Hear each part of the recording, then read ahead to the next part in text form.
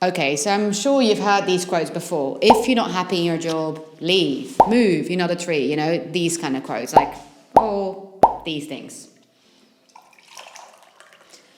And sure, whilst there is some truth in most of these quotes, and they give you a nice boost of motivation and inspiration, they're not necessarily the most realistic or helpful.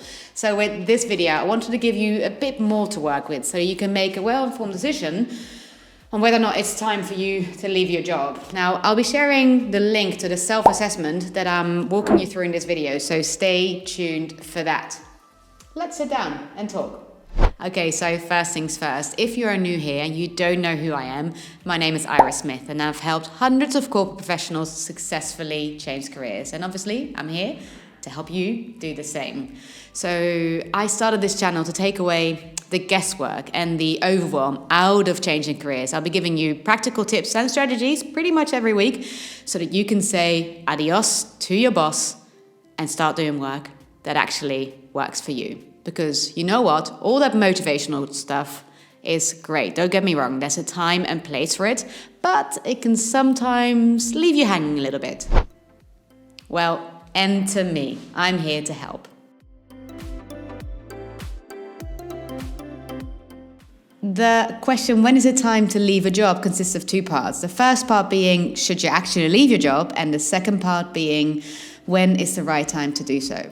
Let's start by looking at the first part. What actually are reasons to leave your job? If you are unhappy in your job, does that mean you should leave? Well, not necessarily. It's not about being happy versus unhappy in your job. You could be unhappy in your job, but have legitimate reasons to stay. That comes from me, someone who encourages people to leave a job that they're not happy with. So hear me out. There are many factors that influence your decision to either stay or leave.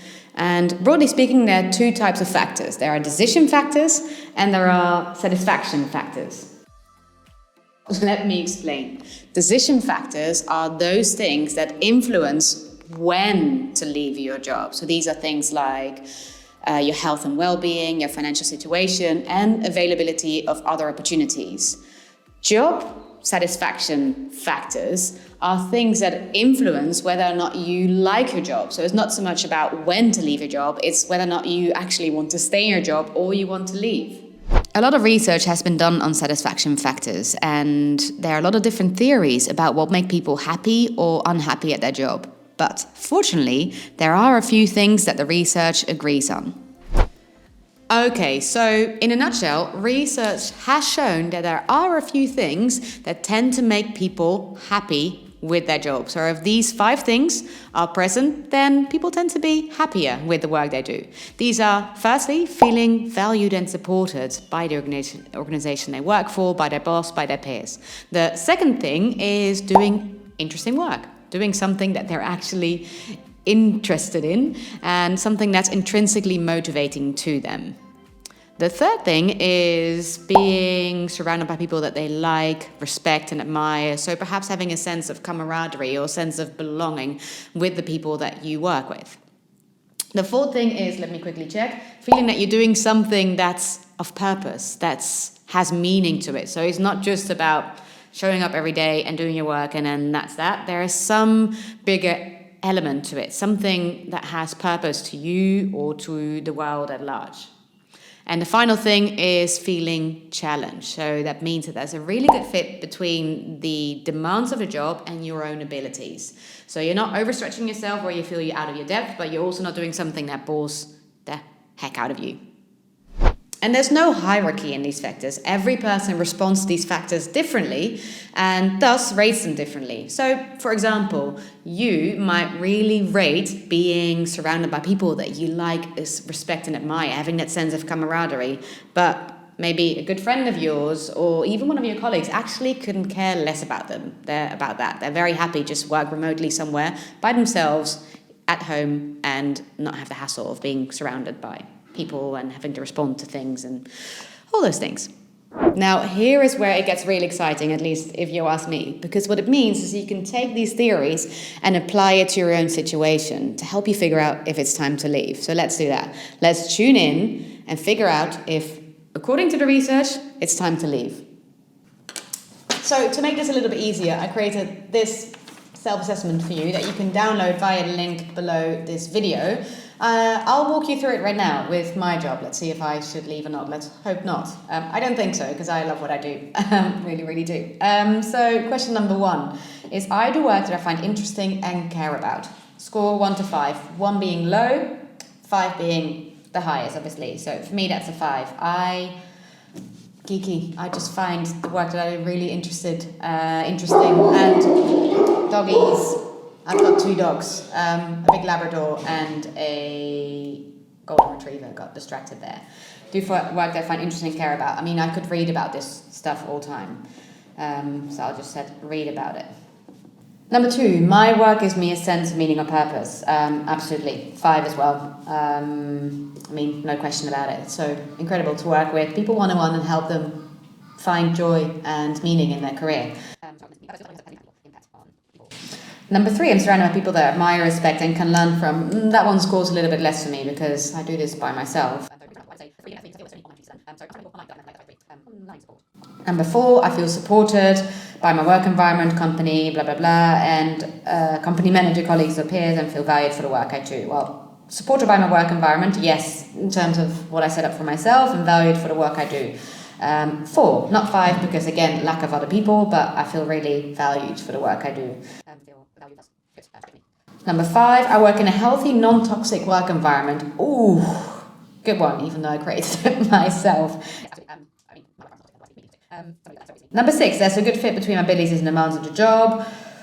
That means steep learning curve working for yourself, going from corporate to working for myself. But yes, I do feel that's a good fit. My needs and values, number 7, are being met by the job and the organization I work for. Absolutely.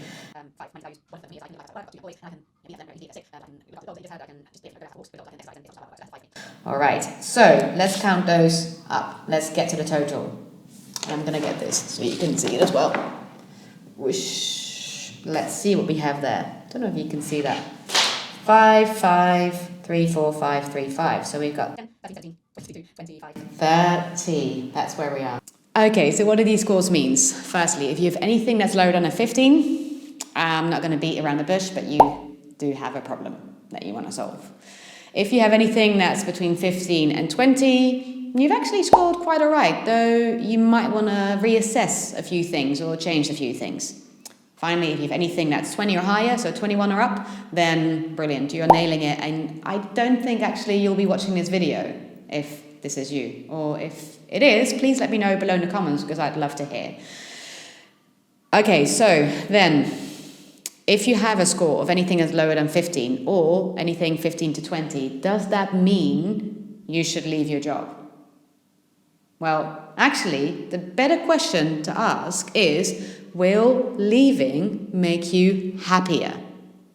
First things first, knowing that you should or want to leave your job doesn't mean you have to walk into the office tomorrow and hand in your resignation. So when you leave, it's entirely up to who you are as a person and your character traits. So, for example, some people tend to have a high tolerance for risk, whereas other people are more risk averse. Someone with a high tolerance for risk is probably going to be happy or happier to walk away from their current job without having a clear plan B. But someone who is more risk averse might feel totally different about exactly the same thing. Quitting, walking away from their job without a clear plan B might actually lead to a lot of stress and anxiety for them. So there's no one right answer, just a right way for you personally, who you are as a person.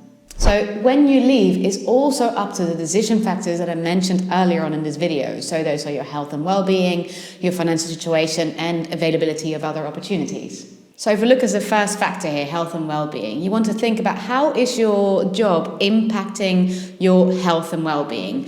If you are, for example, close to burnout, then you probably want to leave your job sooner than later. There's a higher urgency for you to leave your job. What does your financial situation look like? Do you have a financial safety net in the form of investments, savings, or someone who can financially support you? If you have any of these, that probably gives you a little bit more freedom or flexibility to leave your job without a clear plan B or leave your job sooner than later. And finally, availability of other opportunities. Do you have any other opportunities available to you? And don't think of just the perfect job or dream job as an opportunity. It's okay to take a good enough job or a bridge job. Now, if you don't know what these are, then I recommend you check out this video in which I spoke about good enough jobs and bridge job in more detail. Okay, so what does this all mean, and when is it time to leave a job? Well, if you scored anything that's lower than 50, then as I said, you do have a problem, and you want to weigh up all the factors that influence when to hand in your notice. And that looks different to everyone. So if there's one thing I can leave you with, it's this. Tune in to yourself and drown out the noise from outside and the opinions from others. They are not important and they are none of your business. If you feel that now is the right time to quit your job, then do it. And don't feel guilty about it. Don't feel like you need to explain it to others.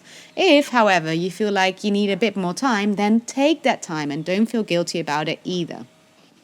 Okay, so I really hope this video has given you a bit of clarity. And if you haven't downloaded the self-assessment yet, then go do it now. Oh, and before I forget, you might want to know what the 3 biggest mistakes are that you can make if you are feeling stuck in your career. Click this video down here to find out what they are and what you should be doing instead. I'll see you there.